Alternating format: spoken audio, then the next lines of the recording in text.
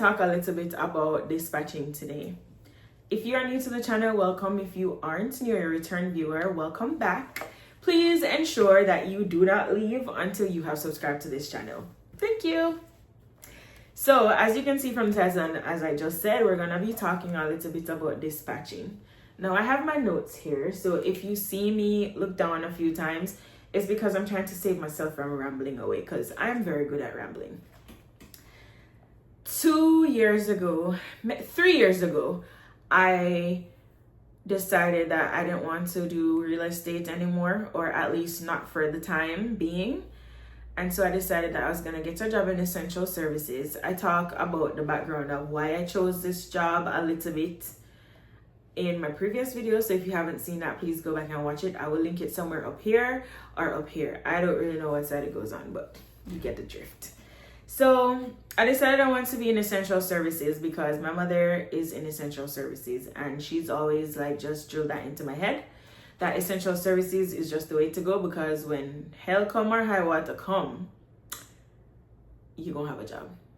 And I was like, okay, bet, she's onto something. And COVID really cemented that for me.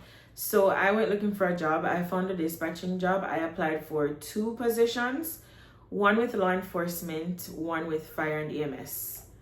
And I ended up getting both job offers. And because my mother is a firefighter, I'm a little bit biased. So I decided to go with fire and EMS versus law enforcement. I did not know what I was signing up for. Okay. First day, I walked up into that center and saw one person working with about 6 to 7 screens. I was sure I made a mistake. I was like, nah, there's no way I'm going to be able to do this. And I'm not joking. It was literally maybe 1, 2, I want to say 6 to 7 screens. I don't really remember the exact number, but I know it wasn't 2 and I know it wasn't 3 and it wasn't 4. It was definitely like 6 or 5, 6, 7 somewhere. Anyways, so I was very intimidated just right off the bat because I'm like, there's no way. How am I going to do this? Well, I'm here to tell you I survived, and it really was not that bad, but it seemed that way on the first day. So you must be wondering why they have to work from 6 screens. So one of the screens is your phone, which is where the calls come in, and you see like the patient. Well, there are patients, some of them are patients, but where you see the caller's info, and then you have a screen where you're inputting information based on what you've received from the caller, like their address, what is happening, stuff like that. You also have 2 maps. And before I even go any further, I want to say that a lot of the things that I'm going to discuss in this video are agency specific. So it may not be the case for wherever you might work, or wherever your auntie, cousin, uncle, brother, somebody else might work, or whatever. And if you're a dispatcher and you somehow come across this video, leave a comment below and tell me if your agency does these things, or how do you guys do things, and if it's different, also please share. I'm interested to know. So yeah, so one screen is inserting the information that you got from the caller. One screen is keeping just tabs on your units, where they are, what their statuses are, stuff like that. One is a map. Another one is for the radio operator to switch between channels, to talk to whoever, whenever, whatever.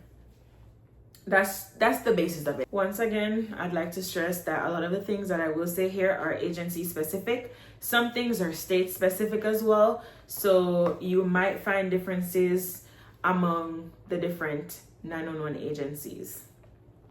First thing that I would like to address is the fact that people think that we're just call takers. We're just taking the call and sending the units and sending you along your merry way. That's not the case. 911 dispatchers have to be state certified. There are a certain amount of hours that we have to spend just doing, I don't want to say continuing education, but that's kind of what it is. You have to spend a certain amount of hours in training, stuff like that, in order to even qualify to sit the state exam. That's number 1.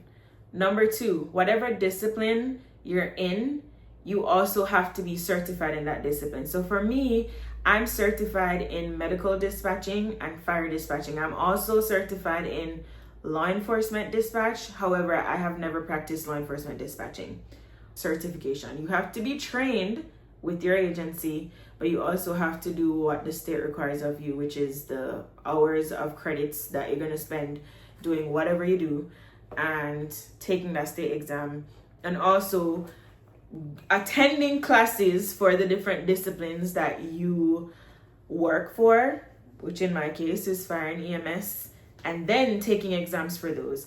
And you also have to pass those exams with like a high score in order to even qualify. If you are not able to pass those exams, you're just not going to be a dispatcher. Obviously, they give you chances to pass them, but if you don't pass them after a certain amount of tries, I don't remember how many tries, you will be dismissed from the job. So we're not just call takers just taking information from you. We're actually trained to give medical instructions. We're trained to give instructions based on different fire events that a caller may be calling for. So that's the first thing. So 911 dispatchers have two functions for the most part. So the two main functions are call taking and radio operations.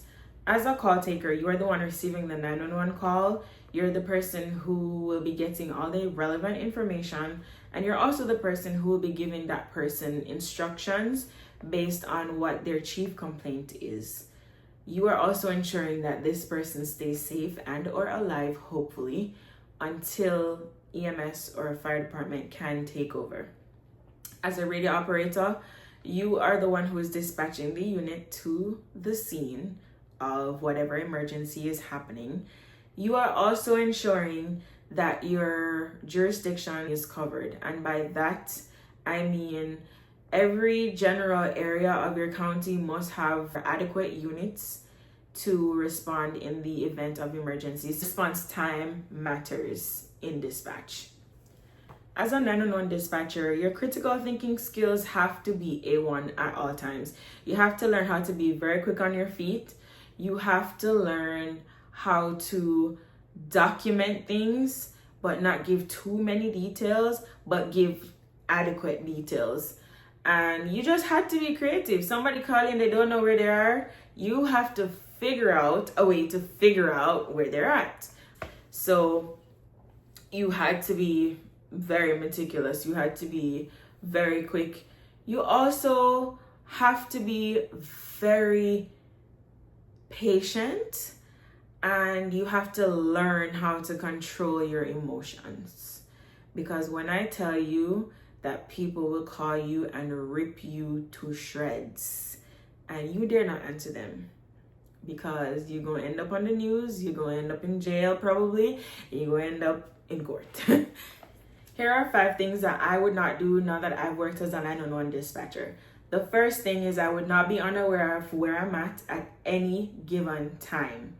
A lot of callers call 911 hoping or thinking that we can always see their exact location, and that is not the case. When you call 911 and you don't know where you're at, that delays us even starting help for you.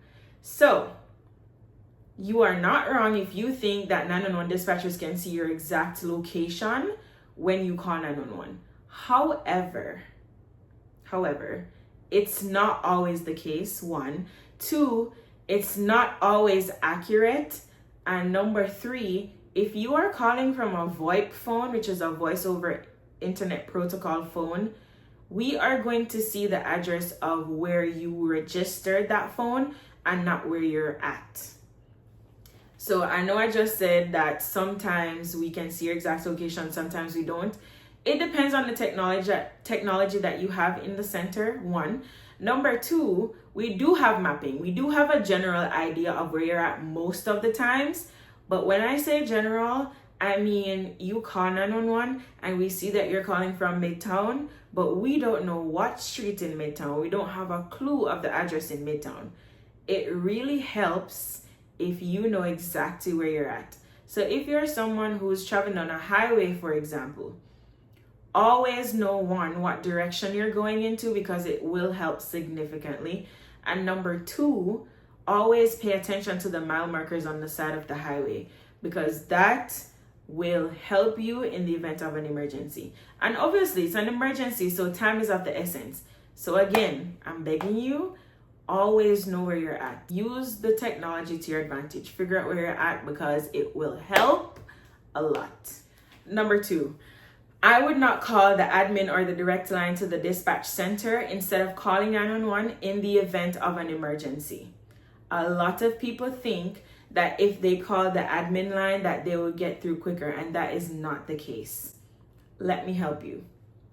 If we are in that center and it's busy and the admin line is ringing, but the 911 line is also ringing, we are going to answer the 911 line first because it is an emergency. I'm not saying we won't answer the admin line, but if you call the admin line versus the 911 line for emergency situations, you might delay your own care. So always, always, always call 911 when you have an emergency. Save the direct line for people who don't have emergencies. And in that same breath, if you are not having an emergency, please call the admin line to your local dispatch center instead of calling 911. Number 3, I would not get aggressive with a 911 dispatcher. I wouldn't do it. And the reason I wouldn't do it is because if you call 911 and you get aggressive or verbally abusive with a dispatcher, they are going to assume that you are going to be aggressive with their responders on the scene. So you know what's going to happen? They're going to call the police. And the police is going to come to you first.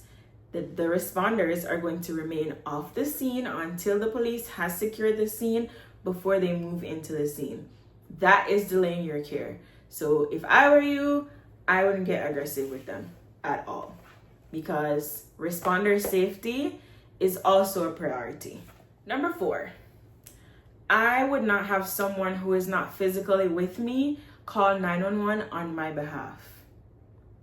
Yes, we will send help your way if you have someone else call us on your behalf. However, if it's a medical emergency or whatever type of emergency it might be, we have specific instructions that we give to callers in emergency situations, and someone who is with you may not be able to be of any help, and that could be dangerous on your part. So I would recommend, if you are in an emergency situation, that you call yourself or have someone who is with you call on your behalf. You're delaying your care because the time you spend on the phone with that person, you could be talking to a dispatcher who could be helping you to stay safe and alive while help is on the way to you. Number 5, do not call 911 and then hang up before a call taker answers the phone. 1, the call will still more than likely come into the center, and we call those 911 hang-ups. 2, we are going to try to call you back until you answer the phone. And number 3, if we have a direct hit on your location, we are going to send help until you answer and tell us that you do not need help. So the best thing to do is, if you call by mistake or you no longer need help, it's best to just wait for them to answer the phone and then tell them that you called by mistake or tell them that you no longer need help. That's the only way to not have sirens and lights come blaring down your street to you, because they're gonna come. Okay. So anyways, that's it. That's all. If you have any questions, leave them below. I'll be glad to answer them. And if you are a dispatcher and you come across this video, you can share some things that you wouldn't do as an 911 dispatcher in the comments. So that's pretty much it for this video. I hope you guys enjoyed. I hope you guys are more informed now. And I hope that some of you have grown an appreciation for 911 dispatchers. If you have any questions, please leave them below. If you are a 911 dispatcher and you want to add something to that list, feel free to leave them in the comments. Until next time, take care.